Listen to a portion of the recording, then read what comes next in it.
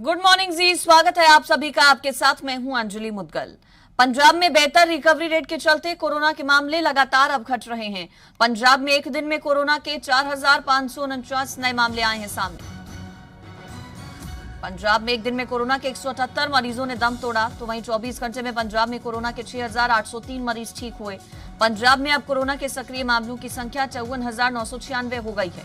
पंजाब में अब तक कोरोना के 13,668 मरीजों ने दम तोड़ा है। 4,75,011 मरीज ठीक हुए हैं। बीते 24 घंटे की पूरी कोरोना रिपोर्ट आपके सामने। बता दें, पंजाब में रिकवरी रेट लगातार बढ़ रहा है। एक दिन में 4,539 नए मामले आए हैं सामने। कोरोना की चपेट में आने के बाद फ्लाइंग सिख के नाम से मशहूर पद्मश्री मिल्खा सिंह की हालत बिगड़ गई है, जिस वजह से उन्हें मोहाली के फोर्टिस अस्पताल में भर्ती कराना पड़ा है।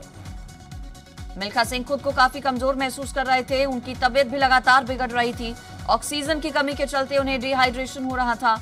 इसके अलावा मिल्खा सिंह ने खाना भी छोड़ दिया। मिल्खा सिंह की पत्नी निर्मल कौर ने बताया कि उनकी बिगड़ती हालत को देखते हुए पीजीआई की तरफ से एक अटेंडेंट और ऑक्सीजन की सुविधा घर पर मुहैया करवा दी गई, लेकिन परिवार के सदस्यों ने डॉक्टर्स की सलाह के बाद उन्हें मोहाली के फोर्टिस अस्पताल में भर्ती कराया।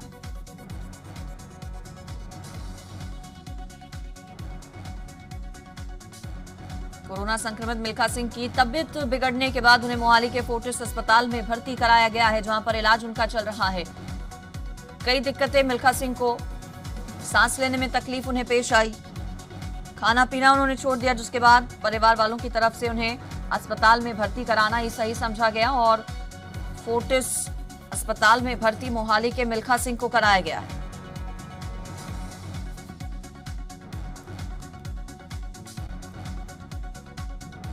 फोन लाइन पर अनमोल गुलाटी मेरे साथ जुड़ गए हैं। अनमोल, क्या जानकारी मिल्खा सिंह के स्वास्थ्य को लेकर?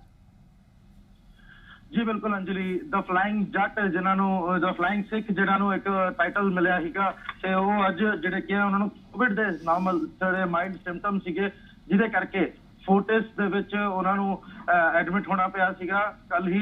ते कुछ माइल्ड सिम्पटम्स दे करके जिहड़ा एडमिट होए सीगे इंटेंसिव केयर यानी कि आईसीयू दे विच उन्होंने रखा गया सीगा, लेकिन उस तो बाद जिहड़ा कि है हुण जिहड़ी हालत है वो स्टेबल दसी जा रही है। माइल्ड जिहड़ी कि ऑक्सीजन बैकअप उन्होंने दिता जा रहा है।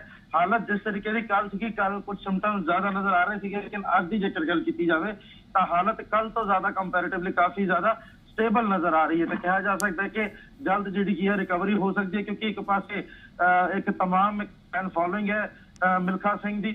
उस तो बाद जिस तरीके नाल कल शाम को पंजाब के मुख्यमंत्री कैप्टन अमरिंदर सिंह वालों भी ट्वीट करके स्पीडी रिकवरी जी है वो मंगी गई सी मिल्खा सिंह की, कितना ना कितना कहा जा सकता है कि जल्द तो जल्द रिकवरी देखी जा सकती है मिल्खा सिंह।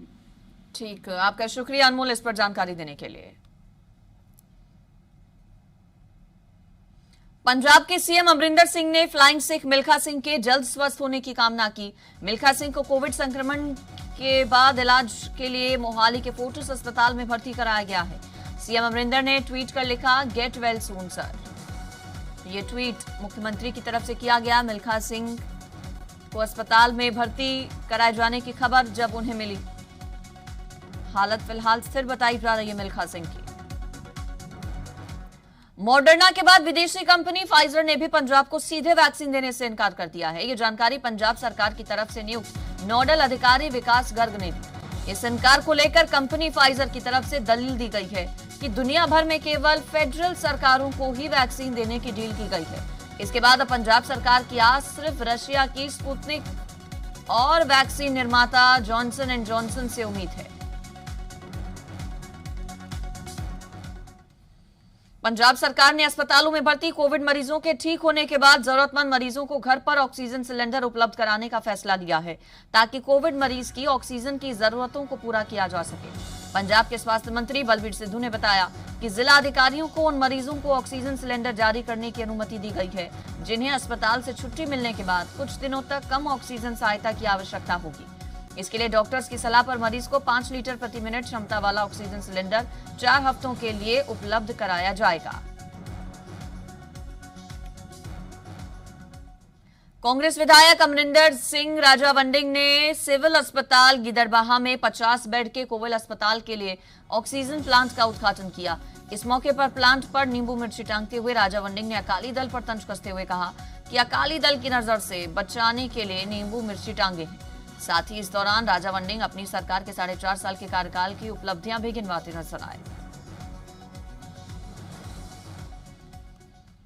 केंद्र की ओर से पंजाब को भेजी राशन सामग्री को बांटे नहीं जाने को लेकर बीजेपी राज्य सरकार पर हमलावर है। बीजेपी के राष्ट्रीय महासचिव तरुण चुग ने कहा कि 24 दिन बीत जाने के बावजूद भी 2847 टन अनाज का वितरण करना गरीब तबके से धोखा है। उन्होंने कहा कि राज्य सरकार के मंत्री कोरोना काल में भी झूठ की राह पर हैं। तरुण चुग ने कहा कि केंद्र से पंजाब को भेजे राशन पर सीएम कैप्टन स्थिति साफ करें। उन्होंने कहा कि मुख्यमंत्री और सिविल फूड सप्लाई मंत्री बताएं कि केंद्र से भेजे गए 70,757 टन के राशन को पंजाब में कहां बांटा गया।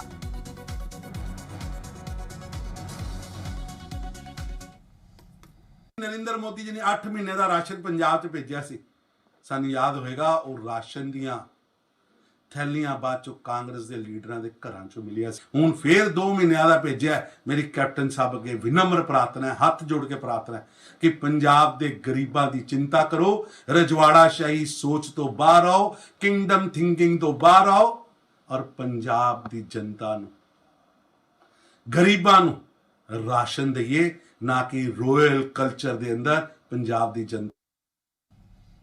आगे बढ़ेंगे खबरों में। फिरोजपुर के हुसैनीवाला के सब सेंटर बारेके में बतौर एएनएम तैनात अंजू सेतिया की कोरोना से लड़ते हुए बीते साल 18 अक्टूबर 2020 को मौत हो गई थी। इसके बाद से परिवार का गुजारा बेहद मुश्किल हो गया। अंजू सेतिया अपने पीछे पति और 2 बेटों को छोड़ गई। परिवार ने सरकार की तरफ से आर्थिक मदद मिलने पर शुक्रिया अदा किया। साथ ही सरकार से परिवार के एक सदस्य के लिए नौकरी की मांग की है। पंजाब सरकार के आदेश के बाद अब चंबाल रोड पर डेरा राधा स्वामी सत्संग घर को कोविड केयर केंद्र में बदला गया है। सत्संग भवन में कुल 6 कमरे बनाए गए हैं। हर कमरे में 20 बेड लगाए गए हैं। ये बेड गत्ते से बनाए गए हैं ताकि बाद में इन बेड्स को नष्ट किया जा सके। यहाँ डॉक्टर्स भी मौजूद रहेंगे। साथ ही डेरा ब्यास के सेवादारों की ड्यूटी भी लगाई जाएगी। जो साडा सत्संग घर है इत्थे अमृतसर टू फतापुर जो चबाल रोड ते है, कोविड केयर सेंटर वास्ते चुनिया गया। जिवें कि तुसीं इत्थे देख रहे हो कि इत्थे 120 बैडिंग का जो है कोविड केयर सेंटर तैयार किया गया। प्रॉपर गत्ते दे जो बैडिंग हैगी है वो तैयार की गई ताकि इनू यूज़ तो बाद ਆਪਾਂ डिस्पोज ऑफ कर सकीए। बाकी जो चादर्स वगैरह जो ਆਪਾਂ प्रॉपरली रोज़ वगैरह चेंज करांगे। प्रॉपर वेंटिलेशन की इत्थे पूरी मतलब फैसिलिटी है, तुसीं देख सकते हो ऊपर लगे हुए हैं। हरियाणा का कोरोना अपडेट बताते हैं आपको। हरियाणा में कोरोना के 3,757 नए मामले सामने आए।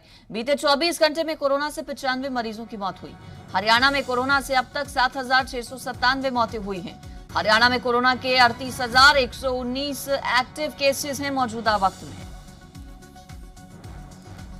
तो ये बीते 24 घंटे का कोरोना का आंकड़ा हरियाणा का।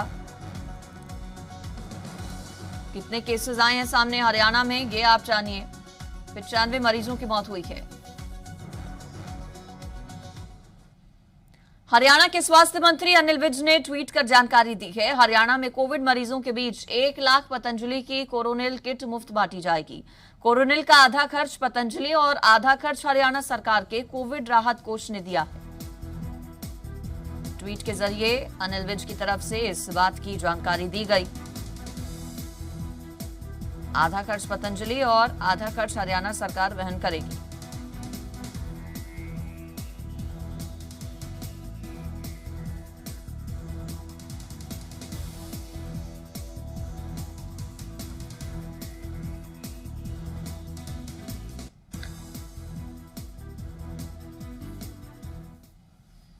हरियाणा सरकार की तरफ से कोरोनिल दवा के वितरण के फैसले पर योग गुरु बाबा रामदेव की प्रतिक्रिया आई।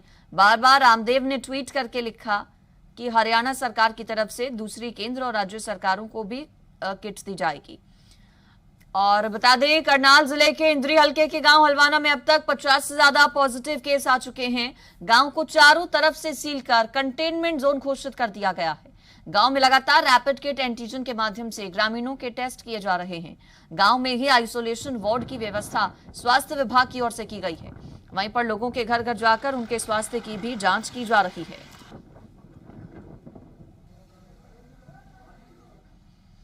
बात अब हिमाचल प्रदेश की करते हैं। हिमाचल में कोरोना के 1949 नए मामले आए। बीते 24 घंटे में कोरोना से 61 मरीजों की मौत हुई। हिमाचल में कोरोना के 24,181 सक्रिय मामले हैं। हिमाचल में कोरोना से अभी तक 2,813 लोगों की मौत हो चुकी है। ये हिमाचल प्रदेश की कोरोना रिपोर्ट आपके सामने। सीएम जयराम ठाकुर ने कहा कि 31 मई तक कोरोना कर्फ्यू जारी रहेगा। उन्होंने बताया कि प्रदेश में कोरोना के एक्टिव केस घटकर 26,000 हो गए हैं। उन्होंने बताया कि हिमाचल में अब तक ब्लैक फंगस के 5 मामले आए हैं सामने। वहीं मुख्यमंत्री ने बताया कि हिमाचल को कोरोना वैक्सीन सप्लाई करने वाली कंपनी को 1 हफ्ते में 5 लाख वैक्सीन देने को कहा गया। 40,000 से हमारा एक्टिव केस का आंकड़ा अब 26 के करीब पहुंचा है, 26,000 के लगभग पहुंचा है। इसमें तो दो राय नहीं। इसमें एक चीज को लेकर के हम कह सकते हैं कि कोविड कर्फ्यू जो हमारा ये कोरोना कर्फ्यू जो लगाया है उसका इम्पैक्ट अब धीरे धीरे आ रहा है। लेकिन अभी भी हम महसूस करते हैं कि जो रिस्ट्रिक्शंस लगाई गई हैं ये कायम रहनी चाहिए ताकि ये नंबर और तेजी से और नीचे आए। देखिए अभी तक 5 मामले इस प्रकार के हिमाचल प्रदेश में आए हैं और स्वाभाविक रूप से चिंता का विषय है, लेकिन उसमें से जो है वो अभी स्टेबल है। एक के बारे में कहा कि उनकी थोड़ी तबीयत ज़्यादा खराब थी, लेकिन उनके ऑपरेशन 3 के तो कर दिए हैं। जो जानकारी मुझे मिली है सर्जरी कामयाब है रही है उसमें, और मैं उम्मीद करता हूँ वो भी ठीक हो जाएंगे। जिस कंपनी से हमको वैक्सीन उपलब्ध हो रही है उस कंपनी को हमने लिखा भी है, हमको 5 लाख वैक्सीन 1 सप्ताह के अंदर 1 सप्ताह के लिए चाहिए। ये हमारी रिक्वायरमेंट थी, लेकिन अभी उपलब्धता उन्होंने कहा कि थोड़ा सा वक्त लगेगा। मैं उम्मीद करता हूं कि जून के महीने से उपलब्धता और भी ज्यादा हो जाएगी। पंजाब के कई हिस्सों से ब्लैक फंगस के 111 मामले आ चुके हैं सामने। स्वास्थ्य मंत्री बलबीर सिद्धू ने यह जानकारी दी है। 25 केस सरकारी संस्थानों में आए सामने, जबकि 86 केस अलग अलग निजी अस्पतालों से आए हैं। कोरोना से ठीक हुए मरीजों या कमजोर इम्यूनिटी वाले मरीजों को हुआ है ब्लैक फंगस। इस बीमारी के इलाज के लिए एंटी फंगल दवाओं की सप्लाई जरूरी है। केंद्र सरकार की तरफ से सप्लाई की जा रही है।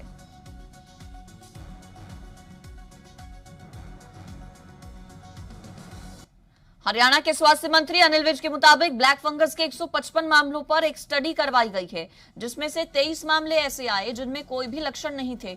ना ही कोरोना था, ना ही डायबिटीज और ना ही ऑक्सीजन सपोर्ट पर थे, ना ही स्टेरॉइड्स उनकी तरफ से लिए गए। अभी डॉक्टर्स की टीम ब्लैक फंगस पर रिसर्च कर रही है। ये नहीं कहा जा सकता कि ब्लैक फंगस अभी किस कारण से हो रहा है। अभी ठीक ढंग से निष्कर्ष नहीं निकाला जा रहा कि ये ब्लैक फंगस किन कारणों से हो रही है। हमारे वैज्ञानिक लगे हुए हैं पूरी तरह से और इसका हल निकालेंगे।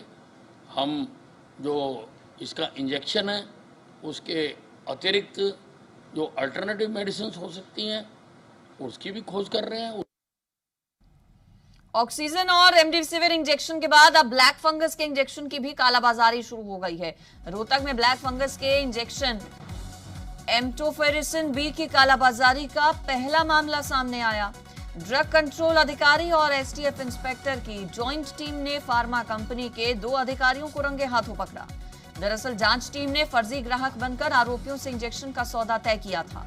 दोनों आरोपियों ने कबूला कि वो दिल्ली और हिसार से 314 रुपए में एम्फोटेरिसिन बी 10 ml की बॉयल खरीदते थे और जरूरतमंद मरीजों के परिजनों से 10 से 12,000 रुपए में एक बॉयल का सौदा का डिलीवरी देते थे।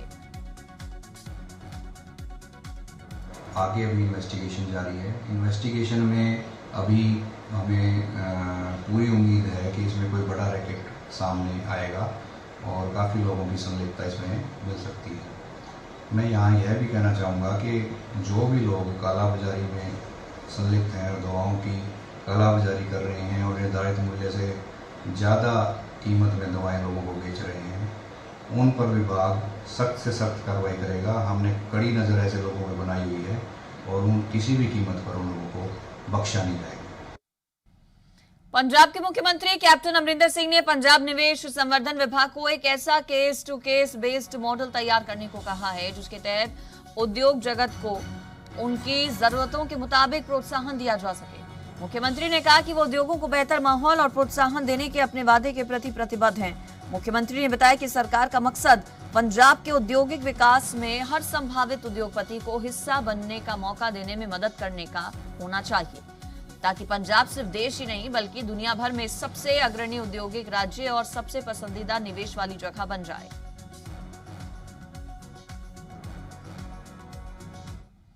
सिकंदर सिंह मलूका ने अपने विधानसभा हलके में नगर पंचायत चुनाव में जीते अकाली दल के उम्मीदवारों को अब तक शपथ नहीं दिलाए जाने और धमकाने का आरोप लगाया। सिकंदर सिंह मलूका ने कांग्रेस को निशाने पर लेते हुए कहा कि पार्टी के जीते हुए उम्मीदवारों को कांग्रेस में शामिल होने का दबाव बनाया जा रहा है।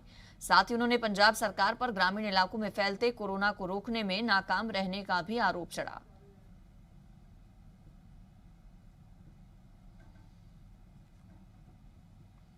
पंजाब हरियाणा हाईकोर्ट के आदेशों पर पंजाब सरकार ने हाईकोर्ट में जानकारी देते हुए बताया है कि पंजाब के 96 पूर्व और मौजूदा सांसदों और विधायकों के खिलाफ 163 मामले दर्ज हैं। 96 में से 4 मौजूदा, 5 पूर्व सांसद, 35 मौजूदा विधायक और 52 पूर्व विधायक शामिल हैं, जिनमें राज्य की सभी पार्टियों के नेता हैं। जिन 4 मौजूदा सांसदों के खिलाफ केस पेंडिंग है उनमें भगवंत मान, सुखबीर सिंह बादल, रवनीत सिंह बिट्टू और बलविंदर सिंह भुंदड़ का नाम शामिल है। जिन 5 पूर्व सांसदों के खिलाफ केस पेंडिंग है उसमें सिमरनजीत सिंह मान, सुच्चा सिंह लंघा, धर्मवीर गांधी, प्रेम सिंह चंदू माजरा और ध्यान सिंह का नाम शामिल है।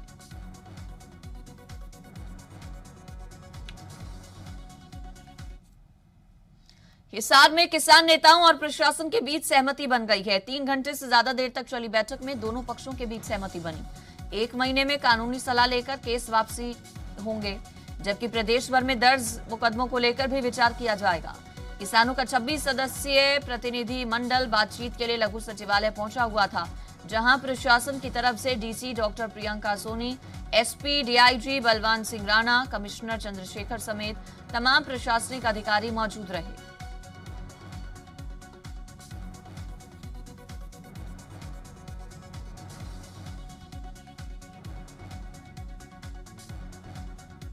तो आखिरकार सहमति बन गई है प्रशासन और किसानों के बीच में। अंबाला सेंट्रल जेल में 26 फरवरी को जेल रेडियो का उद्घाटन किया गया था, जहां कुछ कैदियों को रेडियो जॉकी के तौर पर ट्रेनिंग दी गई। इनमें से शेरू नाम के कैदी ने अपनी अलग पहचान बना दी है। शेरू ने पंजाबी में कोरोना जागरूकता को लेकर एक गाना बनाया, जिसकी केंद्रीय स्वास्थ्य मंत्री डॉक्टर हर्षवर्धन ने भी तारीफ की। जेल में शेरू को बतौर गीतकार और सिंगर के तौर पर पहचान मिली है। फिलहाल जेल रेडियो 1 घंटे के लिए चलाया जा रहा है, लेकिन बंदियों की फरमाइश पर 1 घंटा और बढ़ाने पर विचार किया जा रहा है। जेल अधीक्षक अंबाला लखबीर सिंह ने बताया कि अब महिलाओं को भी रेडियो जॉकी की ट्रेनिंग देने की सोच रही है। केंद्रीय जेल, उम्र 40 साल, सजा की अवधि 10 साल और नाम शेरू। शेरू कौन? शेरू वो जो दिसंबर 2020 में हरियाणा के जेलों में शुरू किए जा रहे जेल रेडियो के ऑडिशन के लिए हरियाणा की जिन 3 जेलों से